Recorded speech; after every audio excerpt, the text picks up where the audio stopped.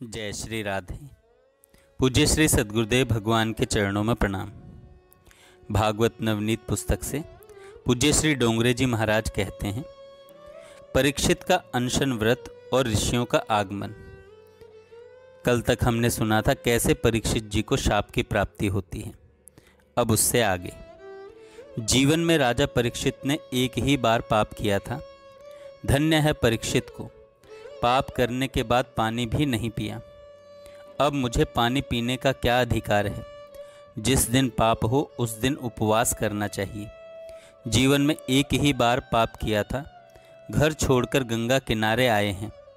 श्री गंगा माँ मरण को सुधारती हैं, श्री गंगा माँ मुक्ति देती हैं।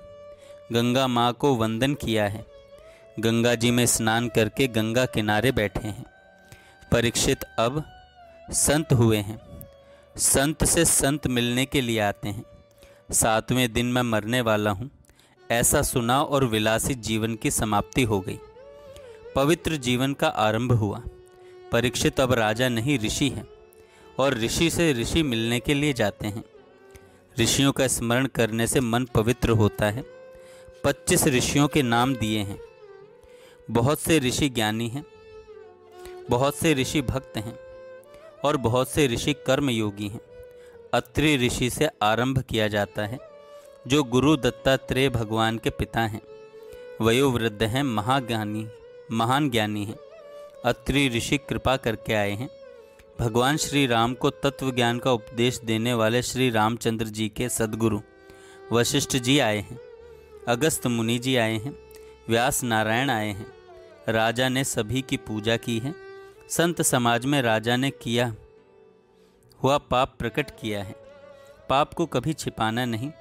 जो पाप को छिपाता है उसके मन में पाप घर करता है।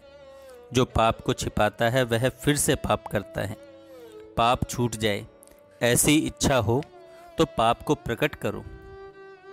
जिस दिन पाप हो उस दिन 2-4 साधु संतों को बुलाओ और पूजा करो और कहो कि मैंने ऐसा पाप किया।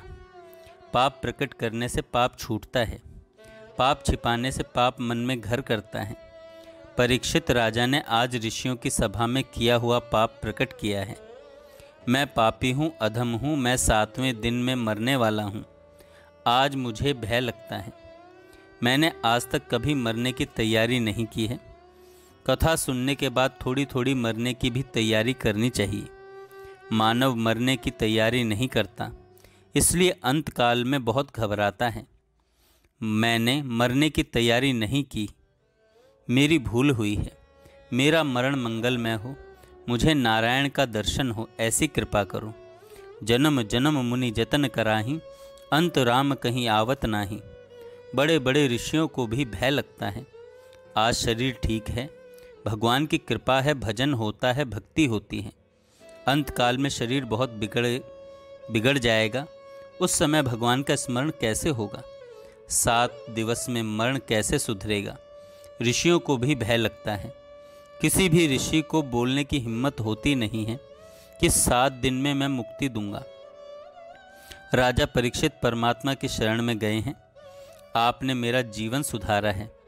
अश्वत्थामा के ब्रह्मास्त्र से आपने मेरा रक्षण किया है। आप ही मेरा मरण सुधारो। अब भय लगता है, घबराए हैं। साधारण मानव को जब भय लगता है तभी भक्ति करता है। परीक्षित प्रभु को मनाते हैं, यमदूत मुझे मारेंगे, मेरा मरण मंगलमय हो, ऐसी कृपा करो, मैं शरण में आया हूँ।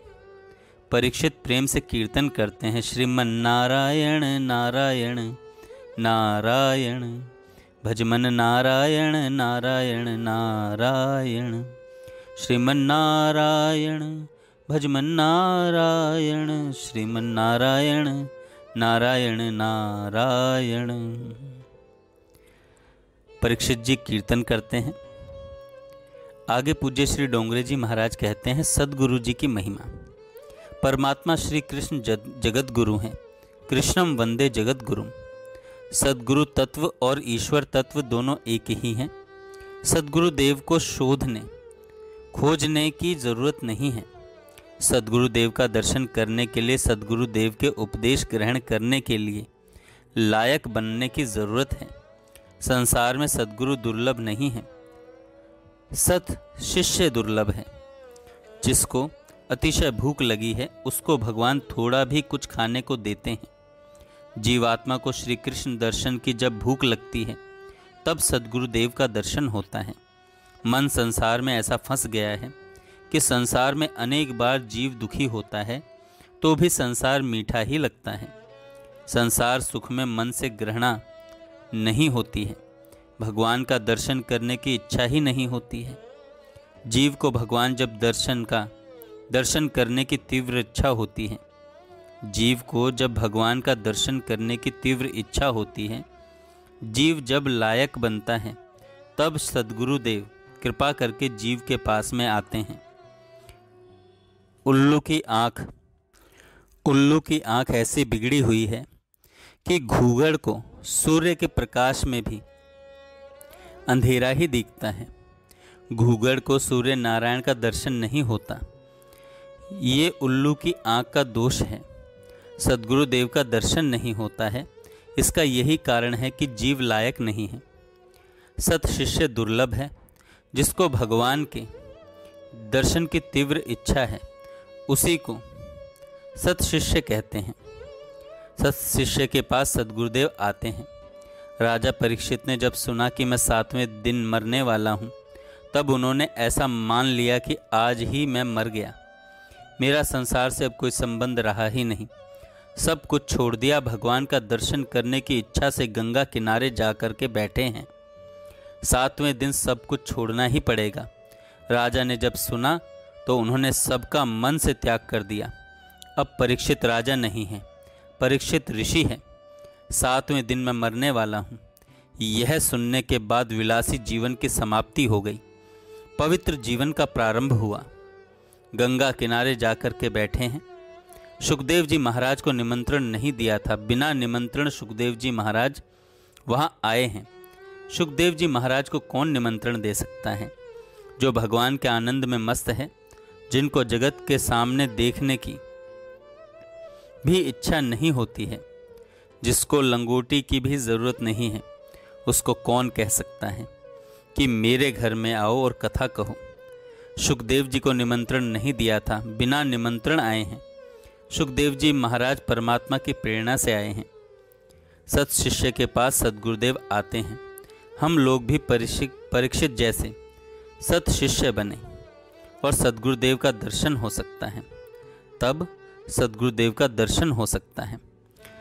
शास्त्रों में ऐसा वर्णन आता है कि जगत में जितने संत महात्मा हुए हैं सभी अमर हैं। संतों को काल नहीं मार सकता। जो काल के भी काल परमात्मा के साथ प्रेम करते हैं उनको काल नहीं मार सकता। संत वायुमंडल में घूमते रहते हैं, आज भी सत शिष्यों को खोजते हैं। भगवान श्री शंकराचार्य स्वामी, भगवान श्री रामानुजाचार्य स्वामी, भगवान श्री महाप्रभु जी, सभी संत आज भी हैं। अधिकारी सत शिष्य को शोधते हैं। सद्गुरुदेव कृपा करके सत शिष्य के पास आते हैं। सद्गुरुदेव और भगवान एक ही हैं, भगवान एक ही हैं। जय श्री राधे। आगे हम कल सुनेंगे। जय श्री राधे। पूज्य श्री सद्गुरुदेव भगवान के चरणों में प्रणाम।